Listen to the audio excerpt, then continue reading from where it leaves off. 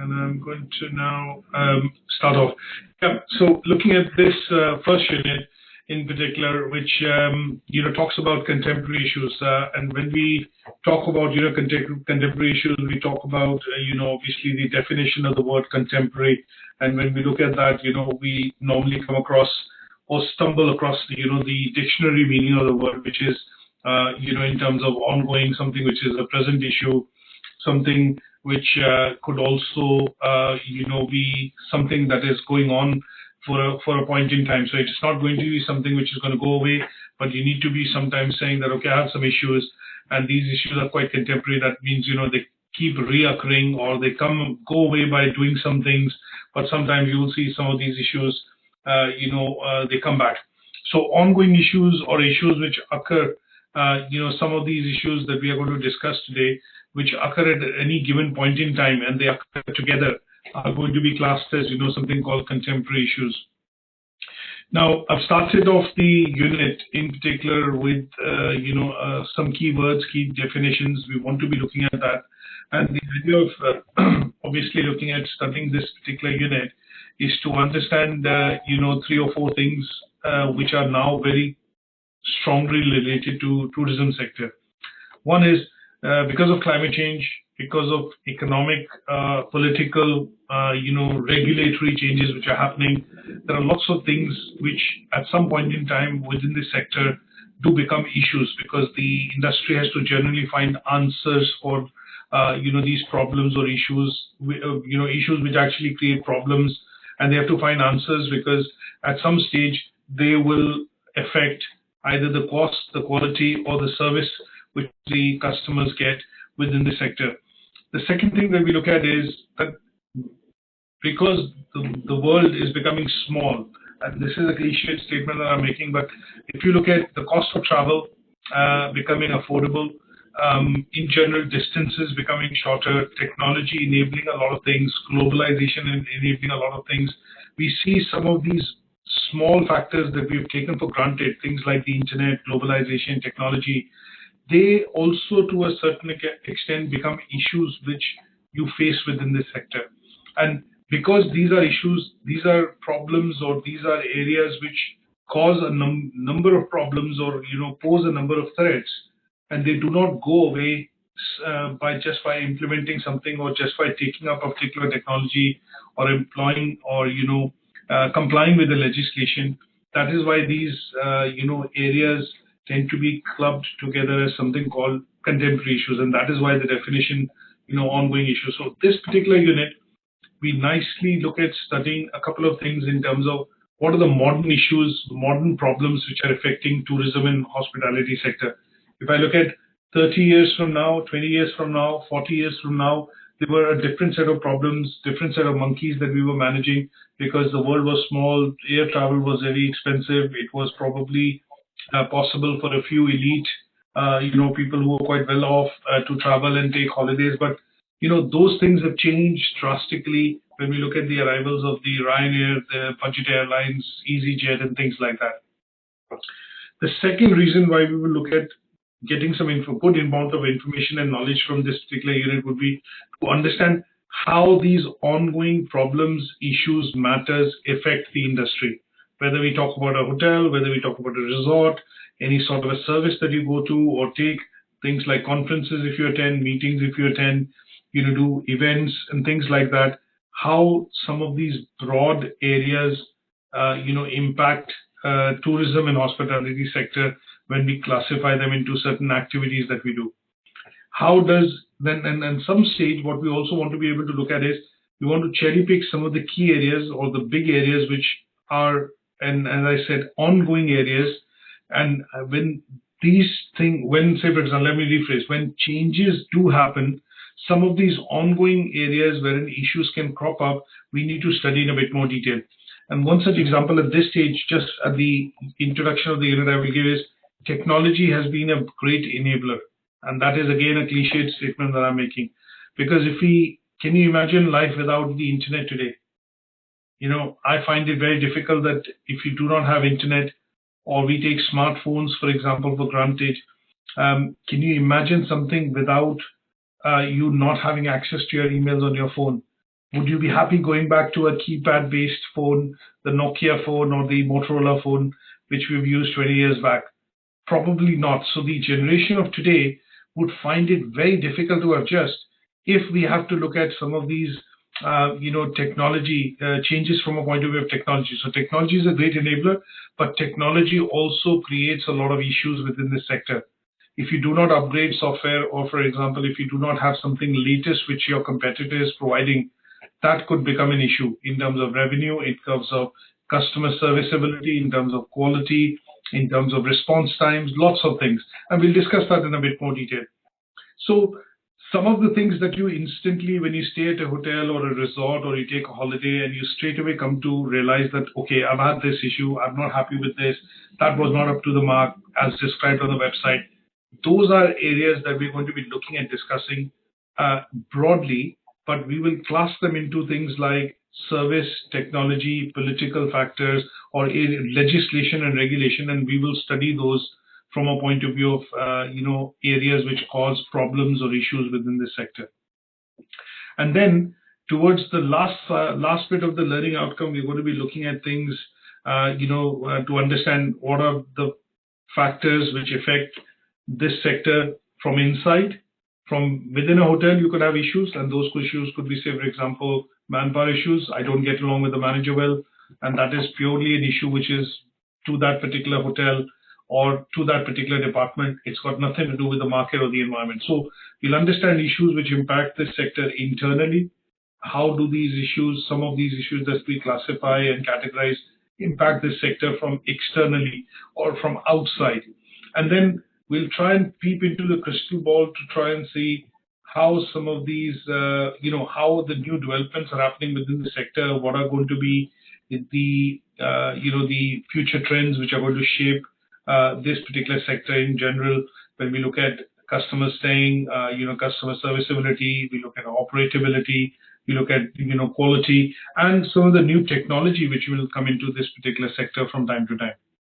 So that's the essence of looking at, if I say a general introduction about the unit in terms of understanding what are going to be issues which are present to today's time, which impact, and areas which could pose threats, issues, create problems for us in the future. And that's why we call them as, ongoing or issues which are related to the present times. So what I've done is I put together a presentation which is about 15-20 slides, and that will cover some of these things that we want to understand from a learning outcome one perspective. Is that okay? Yes. Yeah. So let's look at understanding some of the key bits in terms of, when we look at the indicative content here, I'm going to try and, simplify this by looking at a few key terms which we come across in learning outcome one. Now, I know that we all understand what is an issue. Issue is a problem, isn't it? Issue is something that you do not face or you face abruptly. You're driving a car and your car breaks down, becomes an issue because you're on the road, people are probably honking at you and you are struggling to reach a destination, that becomes an issue. If you lose something and it's something quite important and it helps or it not helps, but it hinders certain amount of things that you're able to do because of that, that becomes an issue, isn't it?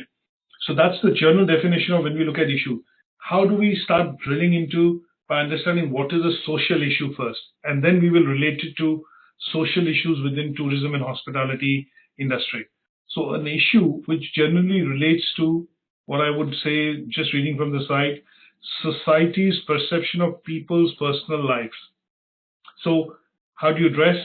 To a certain extent, you look at your personality, certain things which relate to social issues could be things in terms of how people perceive you in the society, how do you behave in the society, wherein somebody else has an opportunity to give an opinion would then be classed as, maybe a social issue, something which affects you, but also affects other people in the same area or maybe living in the same location. Then it becomes an issue which is not just related to you, but related to a number of people, and that is why we will call this a social issue. That means it's affecting somebody more than just you, and in those cases, those will be classed as issues which are, or problems which are being created in general for the society would then be classed as something called social issues. Is that okay? Is that fair enough to understand? And say that that is what a social issue will be? Yeah. Yeah? Now, when we look at social issues, I'm not going to get into classification, but we can classify and categorize some of these social issues into certain, certain types of things. So a social issue could also be economic issue. It could also be a political issue. It could also be related to it could become a geopolitical issue. It could be an environmental issue. So when we hear of news like, for example, if you hear that obviously there's a recent hurricane which has devastated the Bahamas. So what has happened is a number of that hurricane or that particular storm has ravaged not just a particular town, but the entire island. And that, to a certain effect, has not just affected a few people, a few hundred people, but a few thousand people living in that area. And that is where that issue could become a social issue, but also an issue driven by environmental aspects. Does that make sense? Yeah. Yeah. So we can look at issues which are going to be social, but then we can give it a bit of a different flavor by looking at relating it to economic, environmental, political, technological issues as well. When we look at Brexit, for example, Brexit has become a bit of a social issue in the UK, isn't it? Because people are now against immigration. And that is where they see that, okay, even if it's a perception, the perception is such that people feel that, there are people who are coming in from abroad and taking our jobs, but that is not the case. It's not a fact. It's a perception. But this issue of Brexit is slightly social if I discuss it in this context of immigration to a certain extent. So when we look at issues and when we look at different types, we can classify them and categorize them as issues which affect not just you, because tourism industry is a service sector.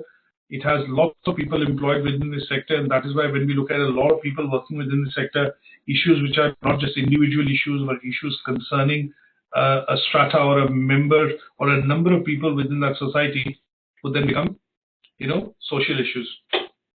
Now, let's look at what are social issues within tourism. Now, when we look at the International Organization of, Tourism in terms of ISTO, they define social issues as issues which are resulting from tourism as an activity. So a simple example of this would be sometimes when you look at visiting a location, and I'll give you a present example. I think I'm pretty sure that you've heard that in Barcelona, people have become fed up because it is a very metropolitan city. It is a city which is frequented by tourists, a lot of tourists, millions of tourists every year. The local residents, they say they've had it enough, that they do not want any tourism in that city now. So what has happened is that... I don't know where you are, but you... Sorry. So when you look at social issues from a context of, tourism, what is happening is that these are issues which are resulting out of people participating or, being involved in tourism as an activity.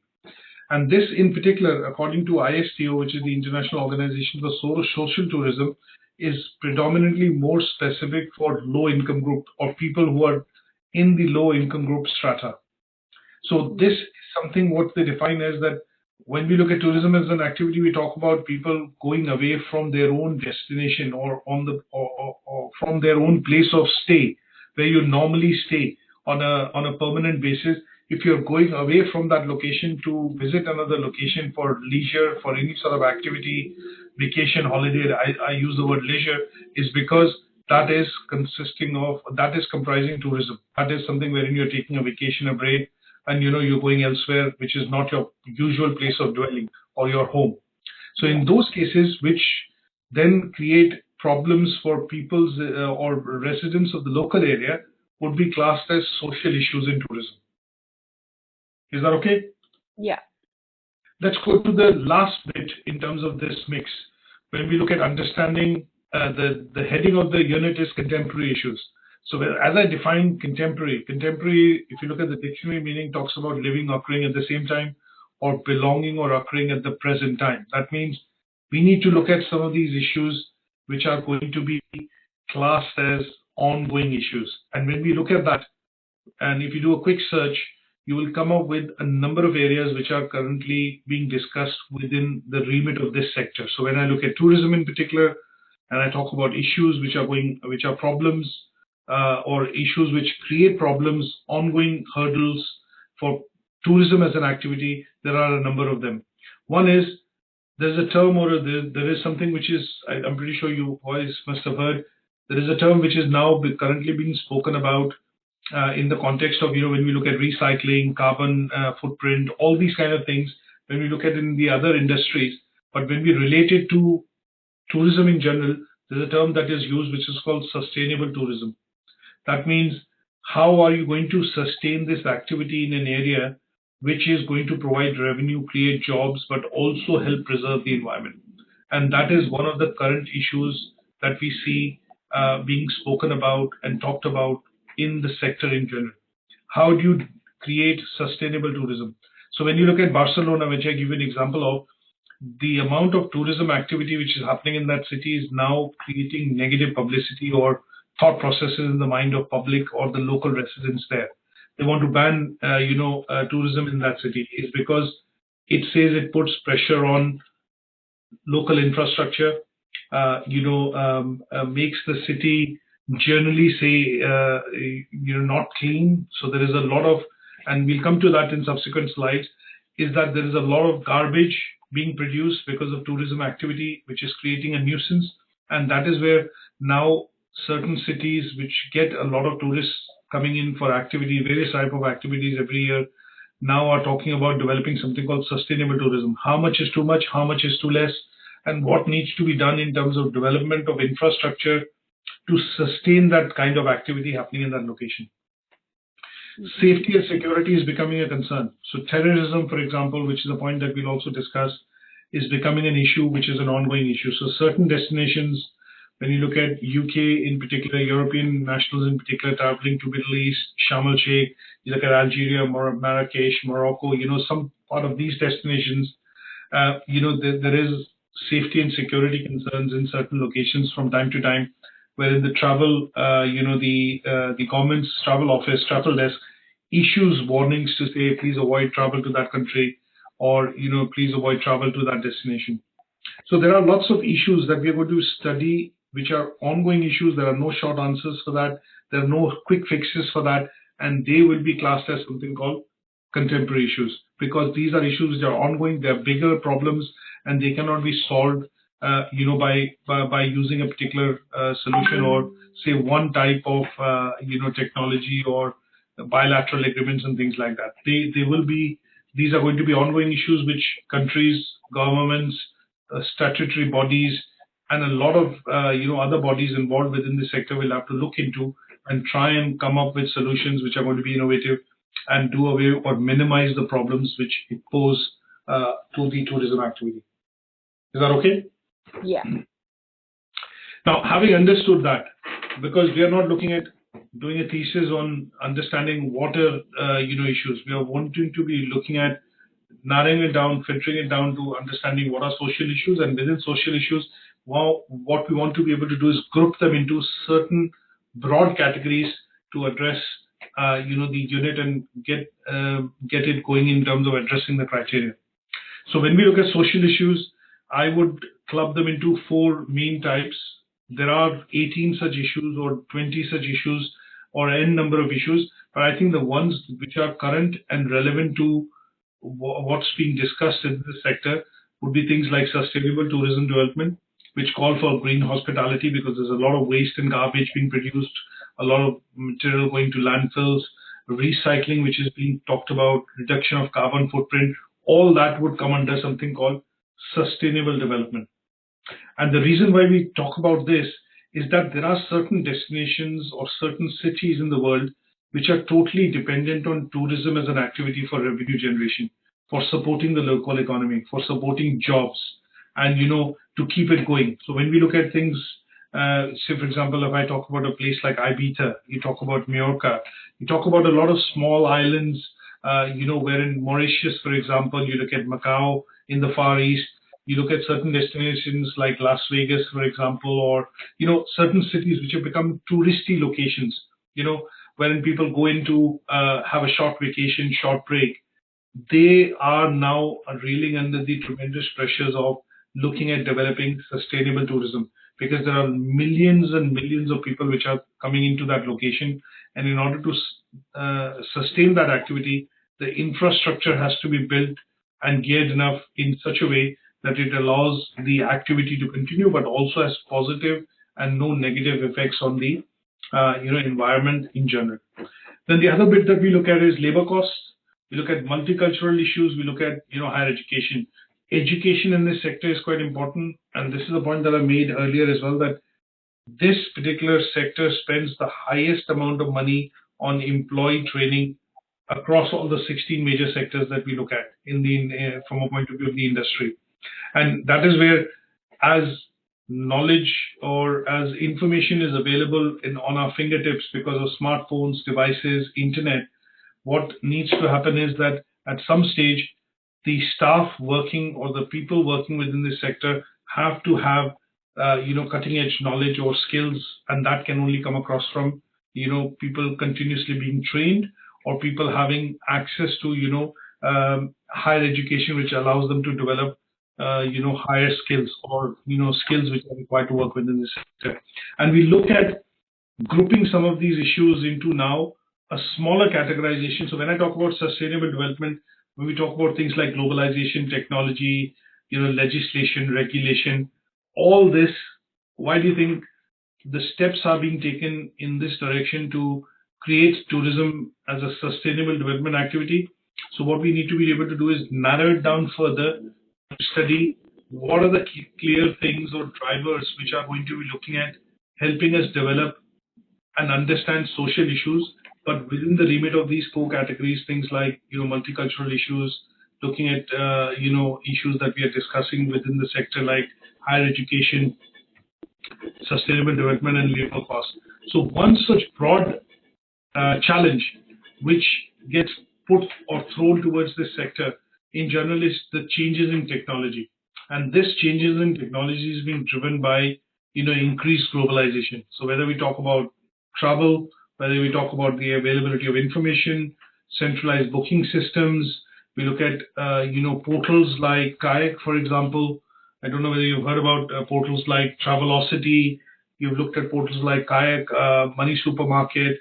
Some of these portals which allow you to compare all the offers in one location, like hotels.com, booking.com, which are more specific to this sector.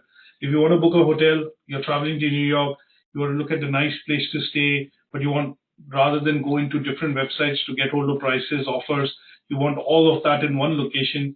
You want to go across to a comparison website or a booking website, which will give you information about all the hotels in one place.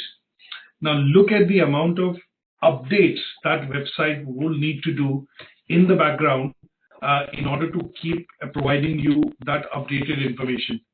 And that information is being pulled from a lot of different sites within that location. So if I just choose, for example, London, there are about 13,500 properties listed, or 8,900 properties listed. And if you choose to do a comparison between 2 or 3 locations, you will need to kind of use a bit of creative imagination here to say that this website is pulling in information from 8,900 properties. And if as a customer or as an owner, I make change to, say, Business Plaza website, which is a separate business, how will that information be pulled into booking.com, and that will provide you real-time data. So in order to provide this in real time, some of these sites are having to rely on cutting-edge technology, and that is a bit of an issue for them, because if they do not upgrade maybe the software, the storage systems, the databases, then they get left out, and there is another site which will probably end up taking the business. And every site is now promoting things like hotels, airlines, packages and things like that. Do you get the idea? Yeah. Yeah.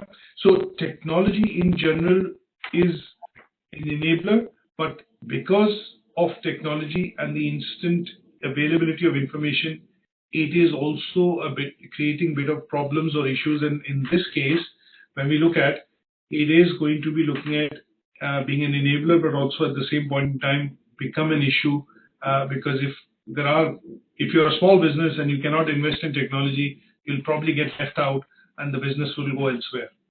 So there is consistent pressure on a business to update the technology that they're using in order to provide the best and the fastest and the most accurate and reliable information available to its consumers in order to attract business.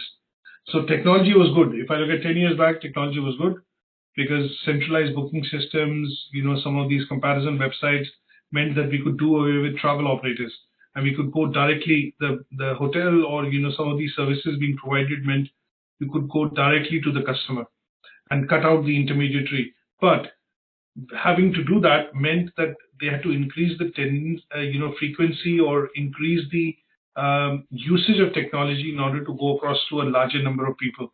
And that meant a smaller system meant upgrade to a bigger system, meant upgrade to a mainframe, meant upgrade to database technology which are now used on the cloud. And that means increased costs for businesses in order to get this information across. So technology is one such major issue which poses lots of other smaller issues within this sector. Is that okay? Yeah.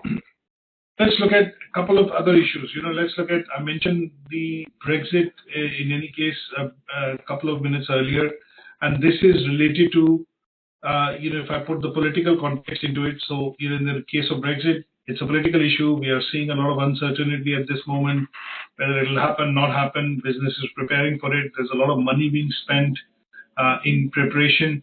But if the Brexit is not to happen, all that £3 billion which the government has already spent in the last 3 years would have gone down the drain because it has not achieved what it was supposed to achieve. So there are issues that you will look at which will be political. There are issues that we look at which are going to be economical issues or related to economy. So when we look at the exchange rate fluctuations, when we look at the economies growing, contracting, we've seen probably in the news that when you hear that in the news, the German economy has shrank in the second for the last 2 consecutive quarters, and if it shrinks or has negative growth in this quarter as well, then obviously it would have technically gone into recession. So when you look at the European Central Bank trying to buy 20 billion euros worth of debt from the market and make money available to the bank, it is trying to do so because it wants to stimulate growth in the economy. And when we look at tourism as a sector, it is one of the most important sectors within the economical issues when we look at, and every country looks at they have a department, they have a State Department or a secretary which basically runs this as a business or is responsible for the overall issues. So economical issues are also issues which impact long-term business strategies, expansion strategies for all the players which are related directly or indirectly to this sector in terms of or driving income and revenue. Is that okay? Yeah. On the other, I would probably go into all, but terrorism is one such issue, and I think it's quite clear that there are places wherein we've seen tragedies happening in the past. Let's put it this way: when people or tourists have got killed, ransoms have been demanded, and obviously security and issues related to safety have become closely related to terrorism issues. Now this is an issue which is not going away.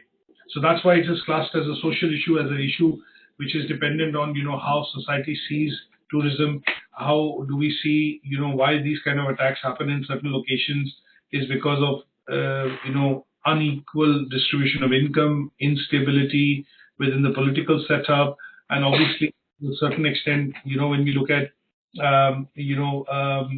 development of ideology which relates to hate against a particular society or a type of society, people within the society. So terrorism is also an issue. And the last one is when we look at cultural, I've put together just a couple of slides. There are lots of different issues, but the ones that we want to focus on which are related to society in general, social issues, could be cultural issues as well. And when we look at that, certain destinations that you go and travel, sometimes it's very difficult to find, certain types of things that you want to eat. So, for example, if you're a vegetarian or a vegan, if you travel to certain locations, it's very difficult for you to find because in that culture, say, for example, fish and egg are considered vegetarian. So, cultural issues could also be issues which are which the hotels in general and travel and tourism sector in general have to be looking at. One such cultural issue which I can look at would be, say, the Middle East, wherein in the Middle East, you can't be publicly seen, say, for example, holding hands or kissing because that is a cultural difference, and they expect that if you're a foreigner and if you're in that location, you understand what are the cultural nuances that you need to be adhering to. And in some cases, this then becomes an issue because if people do not realize that they are not, knowledgeable or educated enough when they're traveling, they do not get this sensitive information. For example, when you travel to Saudi Arabia or some of the other destinations, you will see that this tends to become an issue wherein people get booked in or, imprisoned for things which they think is normal, but actually without having to realize that you're actually committing a crime or, you're not adhering to certain norms which have been described. And that tends to cross the line, and that is where it becomes, cultural issues. Yeah. Is that okay? Yeah. So we've looked at understanding the first part, which is primarily looking at understanding what are issues, what are social issues, how do we relate them to tourism, and then some of these issues we need to categorize to understand why they are contemporary in nature and why they can sometimes be, categorized into further types, which is to understand them, how they affect the sector. So that's why we looked at technological, that's why we looked at, economical, we looked at things which are, going to be concrete from a point of view of developing that understanding. Now let's look at the assessment criteria too. Now it talks about what are the environmental issues and how do they affect travel and tourism. So environmental issues, can you think of what are environmental issues? Any thought process on this in terms of I'm sorry? environmental issues? What are environmental issues relating in general? Why are they related to travel and tourism? Environmental issues. Climate change. That's correct. Yes, climate change. You look at carbon footprint, climate change. You look at any point from your end, Barbara. Can you think of something?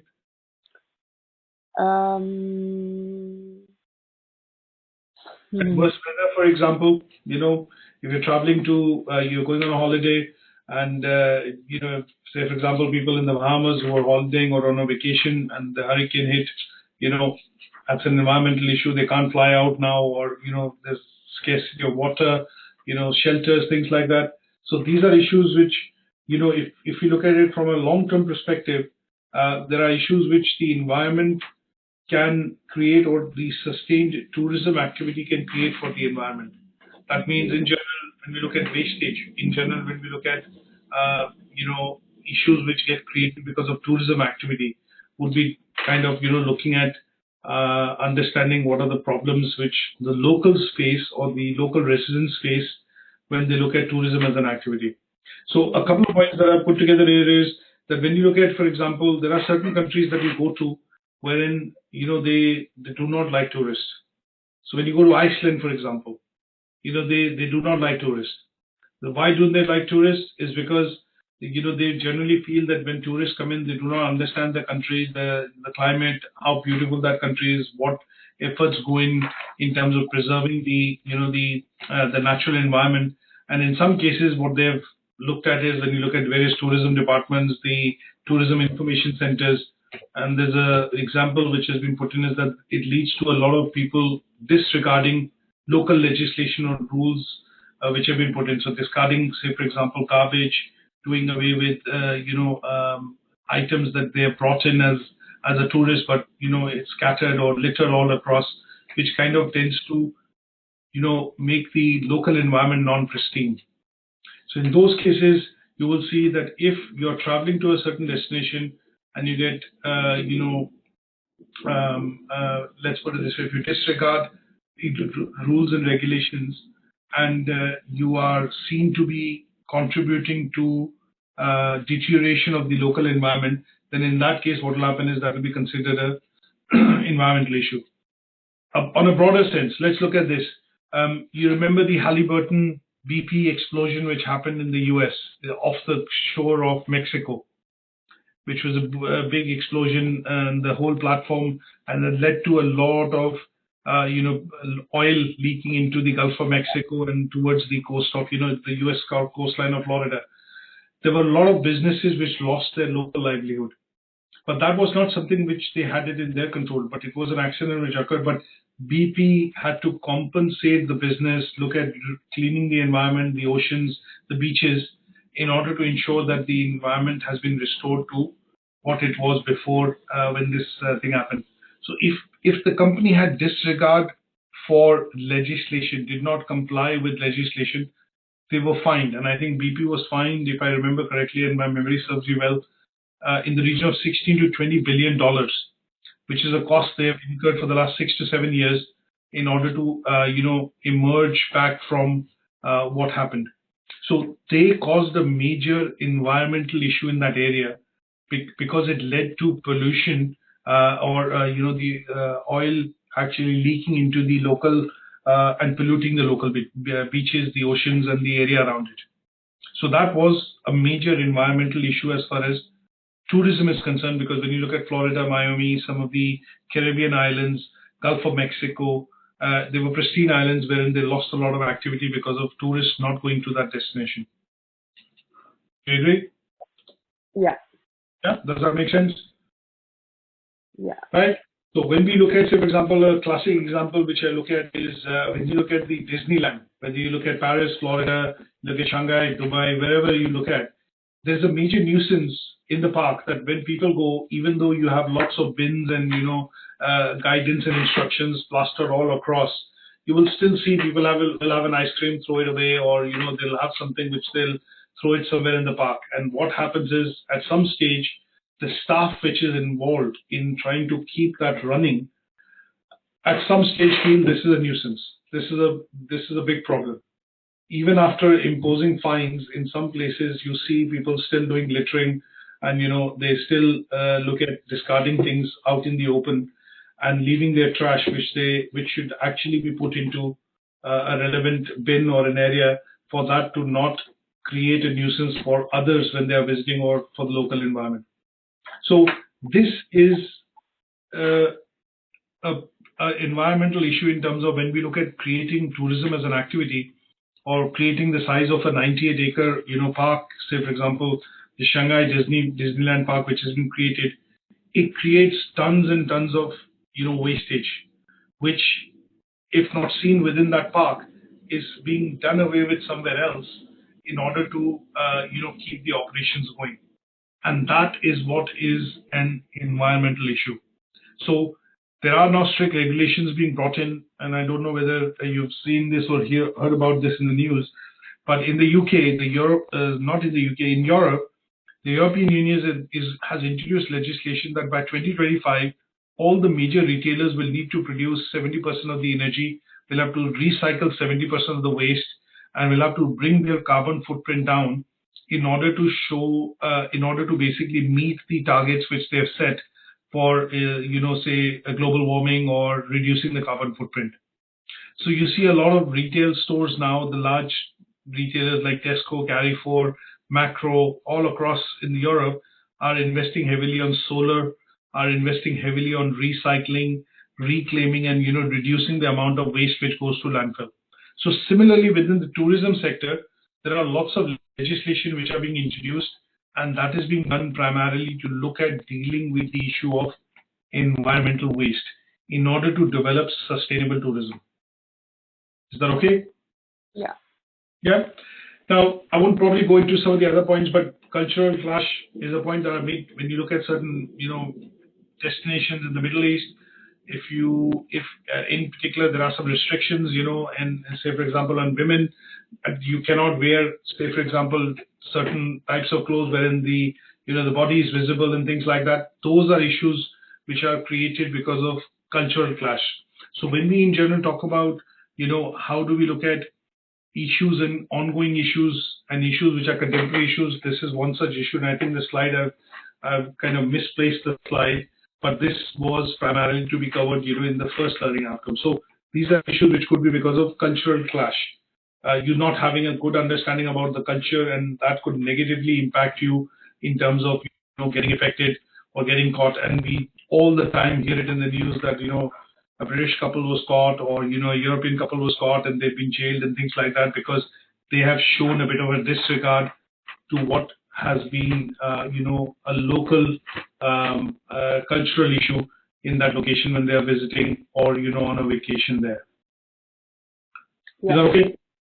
Now let's go into the third assessment criteria for learning outcome, which talks about us drilling into a bit more detail on talking about what are technological issues and how do they influence this particular sector in general.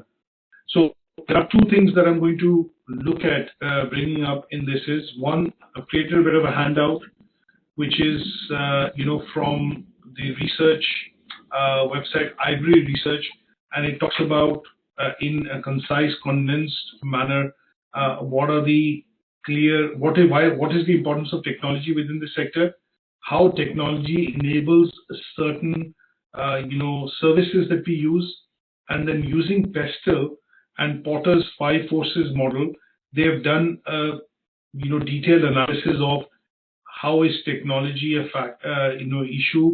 contributor and also an issue in terms of within this sector, and what kind of an impact does it have if it is not dealt with promptly by a business or an organization working within this sector. And towards the end of the handout, they've taken an example of technology usage within Hilton hotels. And the reason is, when we look at technology, and I'm just going to put it on the side here so that it's still visible. And when we look at technology, what are the key things that we look at technology being used within this sector for? Can you think of certain things which technology enables within the sector?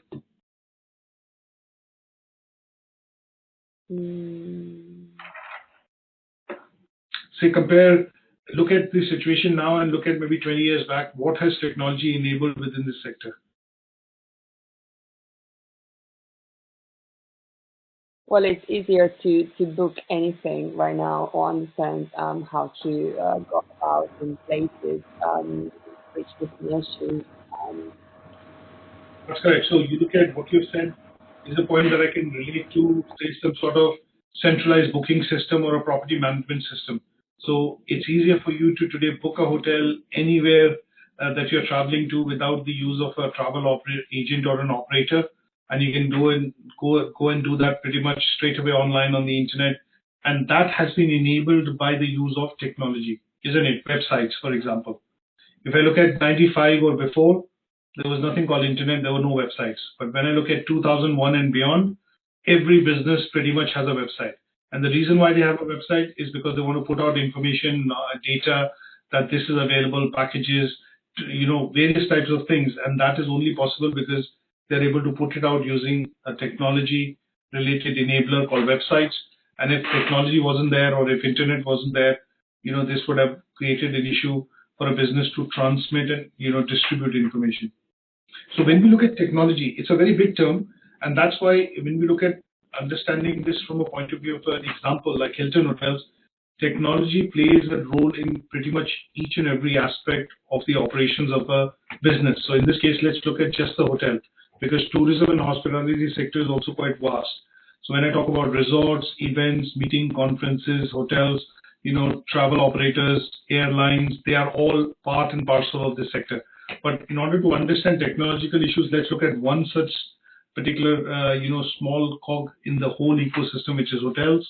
And within that, if I look at, you are doing marketing because of technology today, advertising, which is happening online, distribution, which is the availability of global distribution systems, websites, which enable you to book.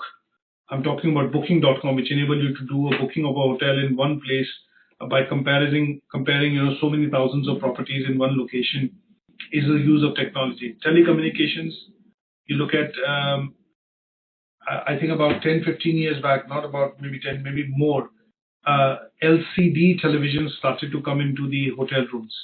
So a lot of hotels, depending on the budget and the size of the operations, they started to, because they were quite expensive, and they were replacing the old, CRT or the big televisions in the room. I remember when I traveled for the first time abroad in '87, and I'm talking donkey years back. There was, in the hotel that we stayed, there was only one TV in that hotel, in the hotel lobby, or maybe in the coffee shop. And while having dinner, everybody was in the coffee shop because they wanted to catch hold of the news. But today, that enablement in terms of prices going down because of globalization, decrease in, increase in, say, for example, the availability of technology. You have TVs now in every room, and it's not just the TV, but it's an LCD or an OLED TV in every room, and that also has what is called the entertainment system built in.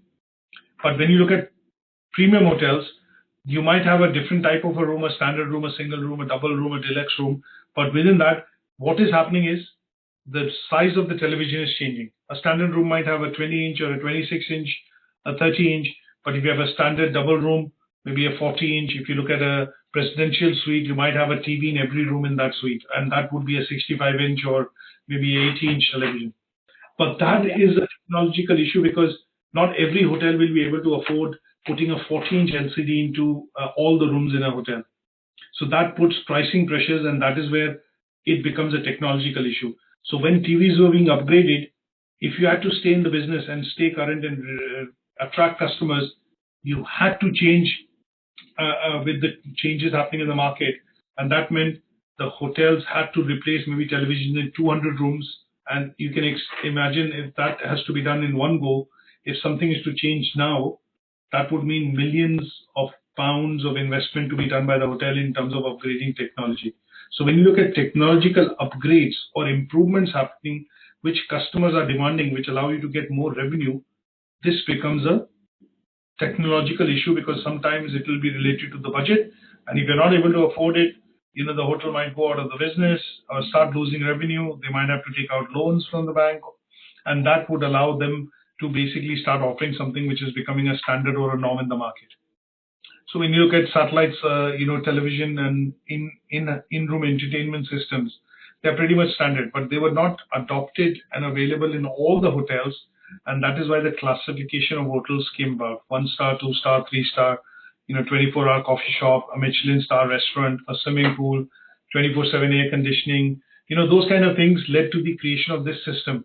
And this system, to a certain extent, was also developed maybe because of issues which were related to technological issues, because not all hotels could introduce televisions or these kind of things or gadgets in every room.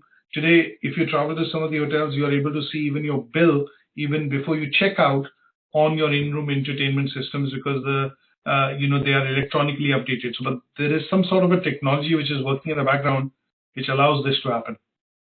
Is that okay? So I think in general you get the idea. So this particular case study, which basically looks at talking about the issues which technology raises, with the example of looking at every aspect of every department which you see in Hilton, like safety, security. If you don't have CCTV cameras on all floors or in major areas wherein public is there, it is considered an issue because you're not able to invest. So things like energy efficient appliances, because in every room you have a TV, you have a mini fridge, you have air conditioning, you have hot and cold water, you have other appliances like a kettle, a hair dryer. So you have to look at energy management, electricity, which is efficiency.